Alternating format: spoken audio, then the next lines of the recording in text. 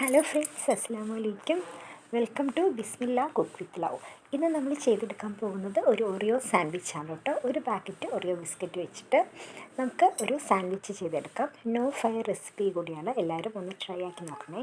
അതിനായിട്ട് ഒരു packet Oreo ബിസ്ക്കറ്റാണ് ഞാൻ എടുത്തിട്ടുള്ളത്. ഈ ഒറിയോ ബിസ്ക്കറ്റ് ഒരു പ്ലേറ്റിലോട്ട് മാറ്റിയതിന് ശേഷം ഇതിൻ്റെ ക്രീമും ബിസ്ക്കറ്റും തമ്മിൽ നമ്മൾ സെപ്പറേറ്റ് ചെയ്തെടുക്കണം. അപ്പോൾ ഞാനിപ്പോൾ ചോക്ലേറ്റ് ഒറിയോ ബിസ്ക്കറ്റാണ് എടുത്തിരിക്കുന്നത്. നിങ്ങൾക്ക് വേണമെങ്കിൽ വൈറ്റ് ചോക്ലേറ്റിൻ്റെ ഒറിയോ ബിസ്ക്കറ്റും എടുക്കാം കേട്ടോ. ഇതിപ്പോൾ ക്രീമെല്ലാം ഒരു ബൗളിലേക്ക് സെപ്പറേറ്റ് ചെയ്ത് കൊടുക്കാം. ഇതുപോലെ എല്ലാ ക്രീമും സെപ്പറേറ്റ് ചെയ്ത് മാറ്റിയിട്ടുണ്ട്.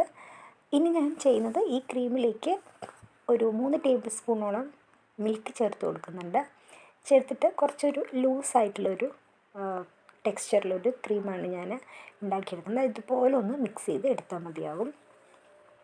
ഇതുപോലെ നന്നായിട്ടൊന്ന് മിക്സാക്കി എടുക്കുമ്പോൾ നമ്മുടെ ക്രീം സെറ്റായി വരും. ഇനി നമ്മുടെ ക്രീമെല്ലാം മാറ്റിയ ഒറിയോ ബിസ്ക്കറ്റ് മിക്സിയിലിട്ടിട്ട് നല്ലപോലെ ഫൈനായിട്ടൊന്ന് പൊടിച്ചെടുക്കണം. ഞാനിവിടെ ഫൈനായിട്ട് പൗഡറാക്കി എടുത്തിട്ടുണ്ട്. ഇനി ബാക്കിയുള്ള പാലിൽ നമുക്ക് കുറച്ചായിട്ട് ചേർത്ത് കൊടുത്തിട്ട് ഒരു ചപ്പാത്തി മാവിൻ്റെ പരുവത്തിൽ ഈ ബിസ്ക്കറ്റ് പൗഡർ ഒന്ന് പൊടിച്ചെടുക്കാം. പാല് ചേർക്കുമ്പോൾ സൂക്ഷിച്ച് ചേർത്ത് കൊടുക്കണം. അധികമായി കഴിഞ്ഞാൽ അതിൻ്റെ കൺസിസ്റ്റൻസി കുഴഞ്ഞു പോകും. അപ്പോൾ ഒരു ചപ്പാത്തി മാവിൻ്റെ കൺസിസ്റ്റൻസിയിലൊന്ന് കുഴച്ചെടുക്കാം. നല്ലതുപോലെ കൈവച്ചിട്ട് ഒന്ന് കുഴച്ച് മാവ് തയ്യാറാക്കിയെടുക്കാം. നമ്മളുടെ ബിസ്ക്കറ്റ് പൗഡറിലേക്ക് പാല് തന്നെ ചേർത്തിട്ട് വേണം മാവ് തയ്യാറാക്കിയെടുക്കാനായിട്ട്. നമ്മൾ ചുടുവെള്ളം ഒക്കെ ചേർത്ത് കഴിഞ്ഞാൽ ടേസ്റ്റിന് ചെറിയൊരു വ്യത്യാസം ഉണ്ടാവും കേട്ടോ. അപ്പോൾ പാല് തന്നെ ചേർക്കാനായിട്ട് ശ്രദ്ധിക്കുക. ആവശ്യത്തിനുള്ള പാല് കുറച്ചായിട്ട് ഒഴിച്ചു കൊടുത്തിട്ട് വേണം നമുക്ക് ഈ ഡൗ തയ്യാറാക്കിയെടുക്കാനായിട്ട്. നമ്മൾ ഒരുമിച്ച് പാലൊഴിക്കുകയാണെങ്കിൽ അതിൻ്റെ കൺസിസ്റ്റൻസി മാറിക്കഴിഞ്ഞാൽ നമുക്കത് ഒരു ചപ്പാത്തി പോലെ പരത്തിയെടുക്കാനായിട്ട് ബുദ്ധിമുട്ടാവും. അപ്പോൾ ഇതുപോലെ കുറച്ചായിട്ട് പാല് ചേർത്തിട്ട് നല്ല രീതിക്കൊന്ന് ഒരു മാവ് തയ്യാറാക്കിയെടുക്കാം. നമ്മളിപ്പോൾ ഡൗ തയ്യാറായിട്ടുണ്ട്. അതൊരു 10 മിനിറ്റോളം റെസ്റ്റ് ചെയ്യാനായിട്ട് മാറ്റി വയ്ക്കാം. ഇനി ഒരു ചപ്പാത്തി പ്രസ്സറാണ് എടുത്തിട്ടുള്ളത്. അതിലേക്ക് ഏതെങ്കിലും ഒരു കവറ് വെച്ച് കൊടുക്കാം. അതിൻ്റെ മുകളിലോട്ടായിട്ട് നമ്മുടെ നമ്മൾ കുഴച്ചെടുത്ത ഡൗ വെച്ച് കൊടുക്കാം.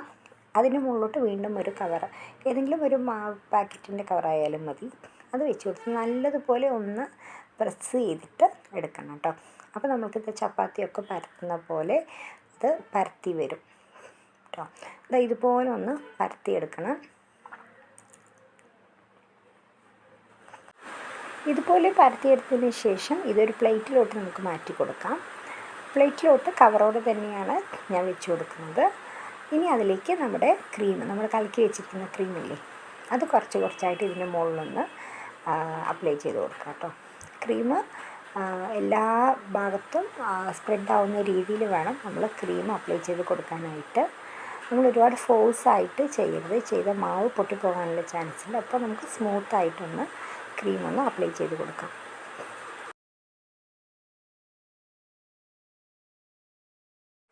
ഇനിയിപ്പോൾ ക്രീമെല്ലാം നല്ലതുപോലെ ഞാൻ അപ്ലൈ ചെയ്ത് കൊടുത്തിട്ടുണ്ട്.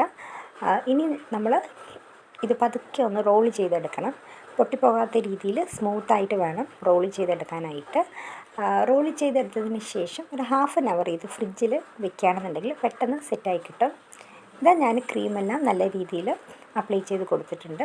ഇനിയിപ്പോൾ പതുക്കെ ഒന്ന് റോൾ ചെയ്തെടുക്കാം. പൊട്ടിപ്പോകാത്ത രീതിയിൽ പതുക്കെ വേണം ഇത് ചെയ്തെടുക്കാനായിട്ട്, അല്ലെങ്കിൽ മുറിഞ്ഞു പോകാനുള്ള സാധ്യതയുണ്ട്. ഇതുപോലെ പതുക്കെ ഒന്ന് റോൾ ചെയ്തെടുക്കാം.